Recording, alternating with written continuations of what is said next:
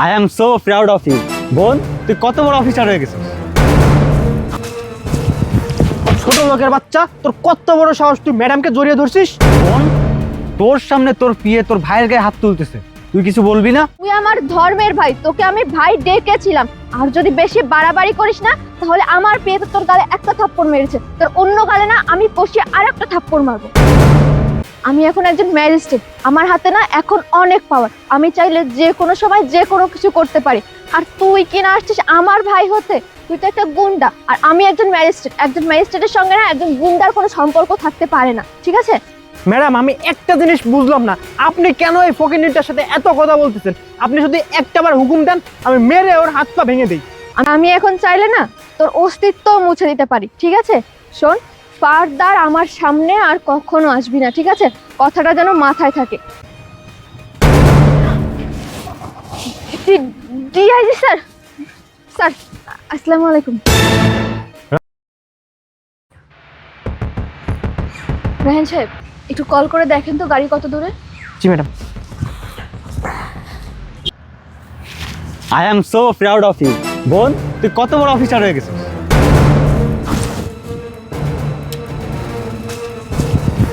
ছোট লোকের বাচ্চা, তোর কত বড় সাহস, তুই ম্যাডামকে জড়িয়ে ধরছিস।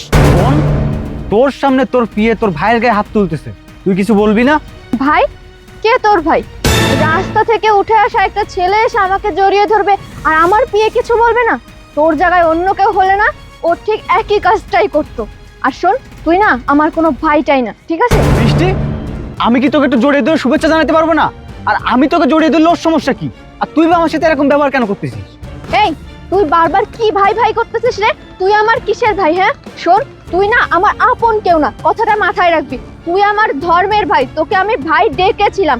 আর যদি বেশি বাড়াবাড়ি করিস না তাহলে আমার পেয়ে তো তোর গালে একটা থাপ্পড় মেরেছে, তোর অন্য গালে না আমি কষিয়ে আর একটা থাপ্পড় মারবো। বোন, তুই এসব কি বলতেছিস? আমি তো ধর্মের ভাই, ঠিক আছে, কিন্তু আমি তো তোকে কখনো আমার ধর্মের বোন হিসেবে দেখি নাই। আমি আমার নিজের বোন হিসেবে তোকে সবসময় দেখছি। আর তুই কি সব ভুলে গেছিস? তোকে নিয়ে না আমার অনেক বড় স্বপ্ন। আমি যেন সবাইকে গর্ব করে বলতে পারি আমার বোন বড় অফিসার হয়েছে। হ্যাঁ ভাইয়া, তুমি দোয়া করো আমিও যেন তোমার মান সম্মান রক্ষা করতে পারি, তোমার নাম যেন আমি রাখতে পারি। আমিও চাই আমার ভাইয়া যেন অনেক বড় কিছু হতে পারে। আমিও যেন সবার কাছে গর্ব করে বলতে পারি যে দেখো, এটা আমার ভাইয়া। হ্যাঁ, তাই যেন হয়। কিন্তু আসলে একটা কথা কি, তুই যখন বড় অফিসার হয়ে যাবি তখন আবার এই ভাইটাকে ভুলে যাবি না তো? দূর ভাইয়া, তুমি যে কি বলো না, তুমি ছাড়া আমার আর কি আছে বলো তো? তুমি না থাকলে আমি কি এত দূর আসতে পারতাম, এ পর্যন্ত আসতে পারতাম? আর আমি কি না বড় পজিশনে গিয়ে তোমাকে ভুলে যাব? এরকম কথা তুমি কিভাবে ভাবতে পারলে বলো তো ভাইয়া? আর যাই হোক, অন্তত তোমাকে ভুলে যাওয়া সম্ভব না। দেখো, তুমি সব সময় আমার সাথে আছো আর আমার সাথেই থাকবে, আমার ভাইয়া হয়েই থাকবে। হ্যাঁ, আমিও দোয়া করি তুই যাতে অনেক বড় হোস, আমিও যেন মানুষকে বলতে পারি শি ইজ মাই সিস্টার। ঠিক আছে, চলো। আচ্ছা, ঠিক আছে। এই শোন, এইসব কথা না আমি এখন মাথায় রাখি না, ঠিক আছে? আমি এখন না অনেক উপরে, ঠিক আছে? আমি এখন একজন ম্যাজিস্ট্রেট, আমার হাতে না এখন অনেক পাওয়ার। আমি চাইলে যে কোনো সময় যে কোনো কিছু করতে পারি। আর তুই কিনা আসছিস আমার ভাই হতে? শোন, আমি না খুব ভালোভাবে জানি যে তুই কেন এখন আমার কাছে আসছিস। এখন ভাবছিস যে আমি তো ম্যাজিস্ট্রেট, এখন যদি তুই আমার কাছে আসিস, এসে আমার কাছে তোর ভাইয়ের পরিচয় দিস, তাহলে হয়তো বা আমার থেকে অনেক ফ্যাসিলিটিস পাবি, বা আমার থেকে তুই অনেক সুযোগ সুবিধা পাবি। এইসব কারণেই তুই আমার কাছে আসছিস, তাই না? আর শোন, আমি না তোকে ভাই ডাকছিলাম শুধুমাত্র আমার স্বার্থের কারণে। কারণ তুই এলাকায় গুন্ডাগিরি করে বেড়াতি, মারামারি করে বেড়াতি, যাতে তুই যে কোনো সময় আমাকে প্রোটেক্ট করতে পারিস, এই জন্য শুধুমাত্র আমি তোকে ভাই ডাকছিলাম, এছাড়া আর কিছু না। আর তোকে না এখন আমার আর কোনো দরকার নেই, তুই তো একটা গুন্ডা আর আমি একজন ম্যাজিস্ট্রেট। একজন ম্যাজিস্ট্রেটের সঙ্গে না একজন গুন্ডার কোনো সম্পর্ক থাকতে পারে না, ঠিক আছে? ম্যাডাম, আমি একটা জিনিস বুঝলাম না, আপনি কেন এই ফকিরনিটার সাথে এত কথা বলতেছেন? আপনি যদি একটাবার হুকুম দেন, আমি মেরে ওর হাত পা ভেঙে দিই। বৃষ্টি, তুইটা কি বললি? তোমাকে গুন্ডা বললি? আর আমি গুন্ডাগিরি কার জন্য করছি? আমি তো গুন্ডাগিরি তোর জন্য করছি। আমার সামনে আমার বোনকে কেউ উত্ত্যক্ত করবে আর আমি কিছুই বলবো না?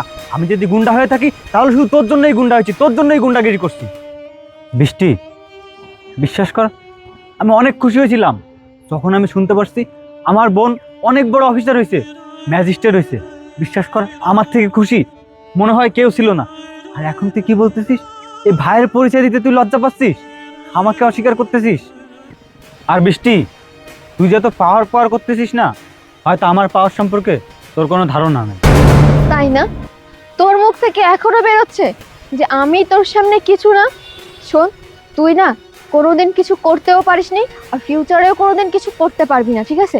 বড় বড় কথা বলিস না, শুধু শুধু বড় বড় কথা বললেই না বড় কিছু হওয়া যায় না। আমার মতো হয়ে দেখা আগে, তারপর বলিস। আর আমি না একজন ম্যাজিস্ট্রেট, আমি এখন চাইলে না তোর অস্তিত্ব মুছে দিতে পারি, ঠিক আছে? শোন, ফারদার আমার সামনে আর কখনো আসবি না, ঠিক আছে? কথাটা যেন মাথায় থাকে।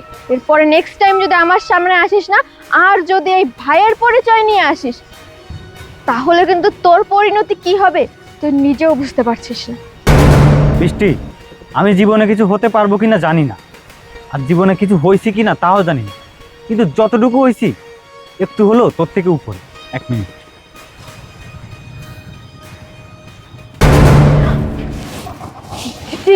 ডিআইজি স্যার, স্যার আসসালামু আলাইকুম। রাখ, তোর সালামের আমার কোনো দরকার নেই। তোর এই সালাম আমি নিব না। জানি তুই আমাকে এখন সালাম দিবি, আমাকে কদর করবি, আমাকে সম্মানও করবি, কিন্তু এসবের আমার কিচ্ছু দরকার নেই। কিন্তু বিশ্বাস কর, তুই আমাকে এইখানে যে আঘাতটা দিছিস না, আমি অনেক বড় আঘাত পেয়েছি। আর তুই কি বললি যে আমি তোর ভাই না? ঠিকই বলেছিস, আমি তো তোর রক্তের ভাই না, আমি তোর মুখে বলা ভাই। আর আমি তোর জন্য যেটা করছি না, আমি আপন ভাই হিসেবে করছি, ছোট বোন হিসেবে করছি, কিন্তু তুই আমাকে কখনো আপন ভাই হিসেবে দেখিস নাই। তুই দেখছিস তোর স্বার্থের জন্য, তোর স্বার্থের জন্য তুই আমার ভাই ডাকছিস। আরে আমি তো তোর আপন বোন হিসেবে দেখতাম, কিন্তু তুই এটা আজকে ভুল প্রমাণ করে দিলি। তুই নিজের মুখেই স্বীকার করলি যে তোর স্বার্থের জন্য তুই আমাকে ভাই ডাকছিস।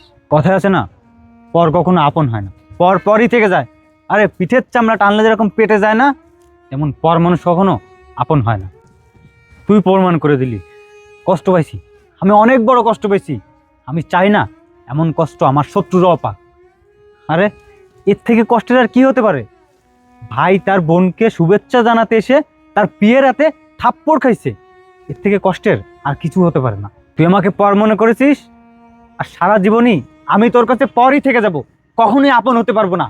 কিন্তু আমি তোরে আপন বোনের নজরে দেখছিলাম, কিন্তু তুই এটা ভুল প্রমাণ করে দিলি যে পর কখনো আপন হয় না। ভাইয়া, আমাকে মাফ করে দাও তুমি প্লিজ।